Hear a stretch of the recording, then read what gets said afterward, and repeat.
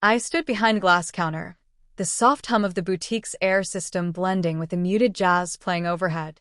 My reflection in the mirror wall looked every bit the part: cream silk blouse, tailored navy trousers, a gold watch that caught the light just right.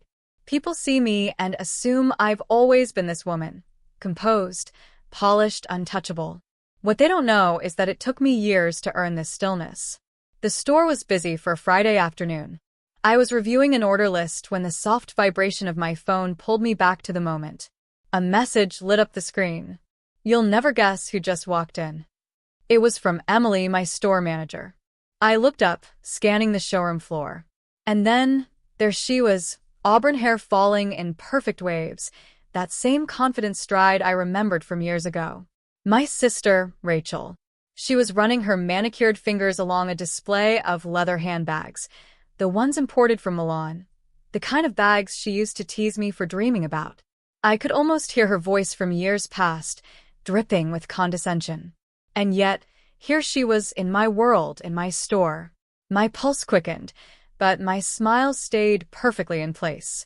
I had been waiting for this moment, though she had no idea. I was 22 the day it happened. Back then, Rachel and I still lived in our parents' house in suburban Ohio. She was 3 years older, with a marketing job at some glossy downtown firm. I was fresh out of college, juggling 2 part-time jobs and trying to make rent for a tiny studio apartment I had my eyes on. The bag had been my one luxury, a Michael Kors satchel I'd saved up for over a year. Every extra shift at the cafe, every dollar I didn't spend on takeout, every birthday tip from Grandma went into that fund. When I finally bought it, I felt like I owned a piece of the life I wanted. That morning, I'd left it on my bed before heading to work. By the time I got home, it was gone. Rachel was in the kitchen, flipping through a fashion magazine. "Have you seen my bag?" I asked. She didn't even look up. "Relax, Anna. I borrowed it. I have a dinner tonight." I remember the heat rising to my face. "Borrowed? Without asking?" She finally glanced at me, her tone sharp. "It's just a bag. Don't be dramatic. You can't even afford the outfit to match it." The words hit harder than she knew. I'd worked for that bag. It wasn't about fashion, it was about proving to myself I could have something nice. When I tried to tell my parents, they brushed it off. "She's your sister," Mom said. "You can share." That night, I cried quietly in my room, clutching the small silver locket Grandma had given me at graduation. Inside was a folded piece of paper with her handwriting. "Your worth isn't given, Anna. It's built." The next day, Rachel returned the bag, scuffed on the bottom, a faint wine stain inside. No apology. No acknowledgement. Just tossed onto my bed like a hand-me-down. That was the moment I decided I wouldn't let anyone, not even family, treat my dreams like they were disposable. Within a month, I packed my things and moved into that studio apartment, even though I could barely afford it. I didn't have a plan, but I had Grandma's locket and the fire Rachel had lit in me. The studio apartment was barely bigger than my parents' guest room, with creaky hardwood floors and a radiator that clanged in the middle of the night. The rent took half my paycheck from the coffee shop, and the rest vanished into groceries and bus fare. Still, it was mine. No one could toss my things around or make me feel small here. At first, I worked mornings at the cafe and evenings at a little clothing store downtown. The job wasn't glamorous, steaming wrinkled blouses, folding denim until my fingers ached, but it gave me something I hadn't had before, a front-row seat to retail. I watched customers light up when they found something that made them feel beautiful. I noticed what fabrics sold fastest, which brands people asked for by name, and how the manager handled everything from late shipments to pushy suppliers. One night, after a long shift, I was sitting on the bus with my head resting against the cold glass when a woman in her 60s sat beside me. She was dressed in a long camel coat with a silk scarf tied neatly around her neck. I recognized her instantly. She was Mrs. Lawson, a regular at the clothing store who always bought the most expensive items without blinking. "You have a good eye for quality, dear," she told me. "I can tell you actually care what people leave the store with." I laughed softly. "It's just part of the job." "No," she said, leaning in slightly. "That's the difference between a clerk and a businesswoman." We ended up talking the whole bus ride. She told me she'd run a chain of bridal boutiques for 30 years before selling them. I told her about my dream of one day having a store of my own, though I said it like it was a silly fantasy. Over the next few months, Mrs. Lawson became my unofficial mentor. She'd stop by the store just to chat, slipping me advice between her purchases. She taught me how to read supplier contracts, how to spot market trends before they peaked, and, most importantly, how to negotiate without losing my footing.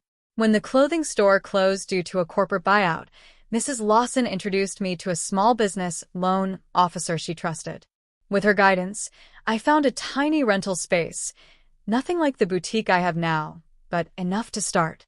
The first year was brutal. I worked 7 days a week, barely scraping by.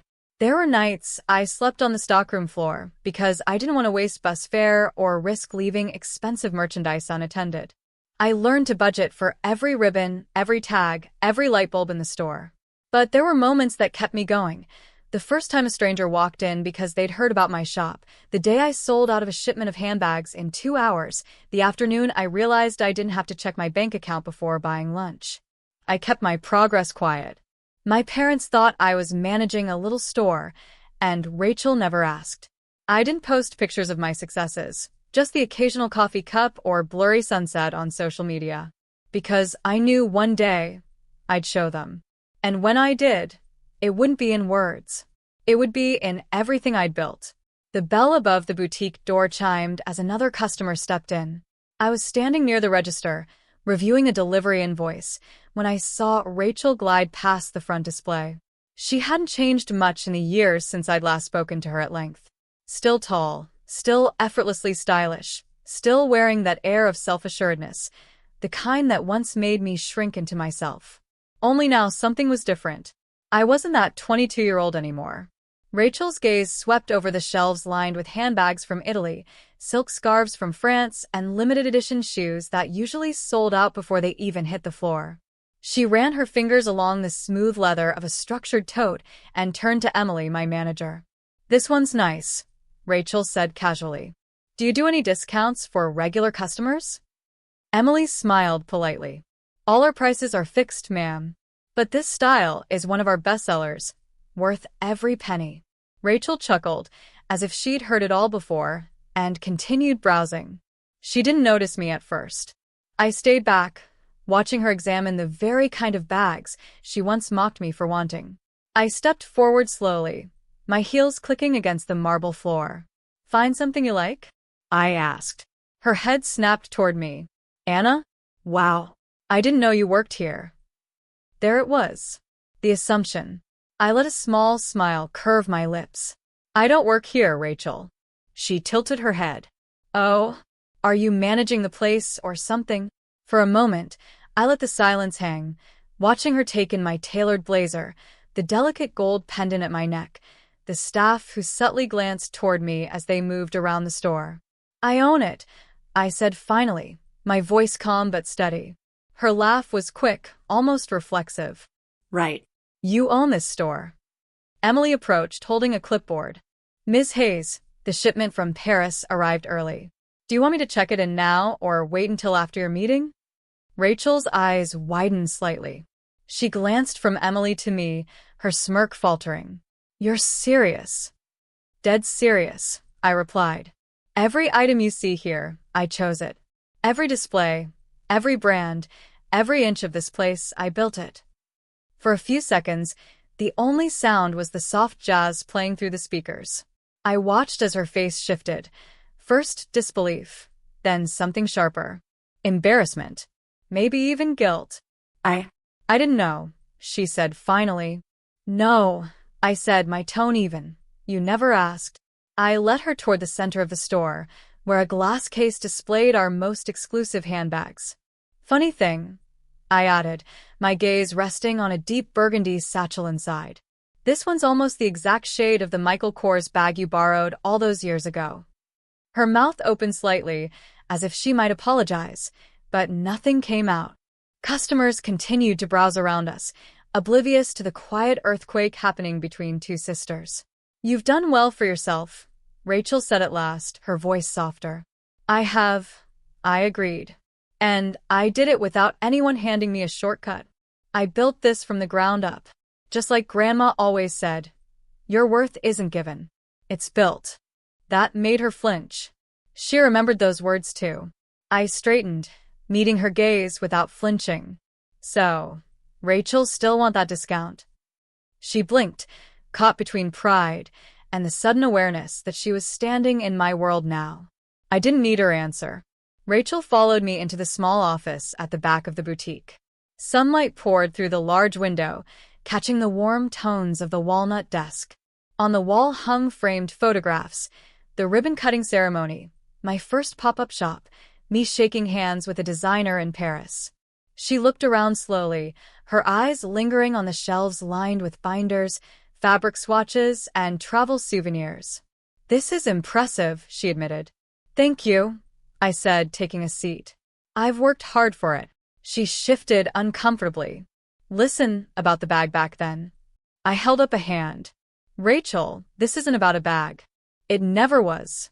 It's about respect, something we didn't give each other for a long time.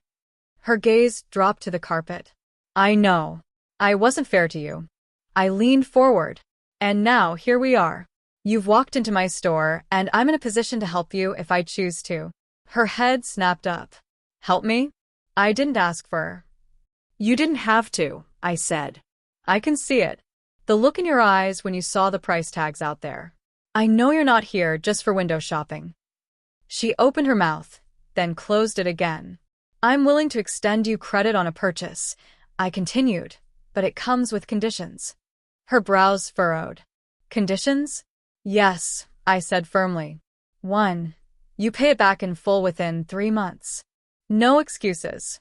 2. You check in with me once a week, and during those check-ins, I want to hear one thing you've done to invest in yourself. Not clothes. Not accessories. You. Your career, your goals, your future. She frowned. That sounds like homework. It sounds like growth, I countered. You told me once I couldn't afford to match the bag I owned. Well, I learned to afford everything in my life. Now I want you to learn what it's like to earn something, to build something, instead of just taking it. Rachel was silent for a long moment. Finally, she nodded. Okay. 3 months. I'll do it. I smiled faintly. Good. And Rachel? Yeah. If you miss a payment or skip a check-in, the deal's off. No discussion. And I expect you to respect my time as much as I'll respect yours. She hesitated, then extended her hand. Deal. I shook it, the gesture formal, almost businesslike. For the first time in years, we were meeting on even ground, maybe even on mine. As she left the office, I glanced at the locket on my desk. Grandma's words echoed in my mind. Your worth isn't given, Anna. It's built. And now I was giving Rachel the chance to build hers. Whether she took it seriously, well, that was up to her. 3 weeks later, Rachel showed up for her first check-in. She wasn't wearing designer heels or a flashy handbag, just a simple blouse and jeans. She held a notebook in her hands. I got a new project at work, she said as we sat in the office. I volunteered to lead it.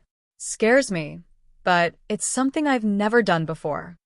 I nodded, hiding my surprise. That's a good start. Over the next few months, she kept coming back. Sometimes her updates were small, finishing a book on business strategy, taking an online course. Other times they were bigger, negotiating a raise, saving a set amount from each paycheck. It wasn't a perfect transformation, but it was effort. Real effort.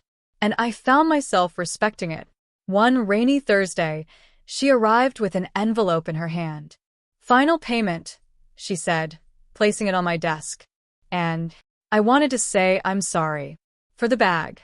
For underestimating you. For not seeing who you were becoming. I didn't respond right away. Instead, I opened the top drawer of my desk and pulled out Grandma's silver locket. I placed it gently in her palm. She gave this to me when I graduated. I told her. Inside is a message I've carried with me every day since. Rachel opened it, her eyes scanning the folded paper. She read the words out loud, her voice softer than I'd ever heard it. Your worth isn't given, it's built. She was right, I said. And now you know it too. Rachel closed the locket carefully, her fingers lingering over the cool metal. "I'll give it back," she murmured. "Keep it," I said, standing. "But only if you promise to live by it." Her eyes glistened, and she nodded. We walked to the front of the boutique together. The rain had slowed to a mist, and through the glass doors, the city lights shimmered against the wet pavement. She paused at the entrance, glancing around the store once more. "It's beautiful, Anna. You're beautiful. Inside and out." I felt the corners of my mouth lift. "Took you long enough to notice." As she stepped into the night, I stood there, my reflection caught in the glass, the woman I had built from nothing, standing tall in the life she had created. And in that quiet moment, I realized something. I didn't just own the store Rachel shopped at. I owned the life I'd always dreamed of.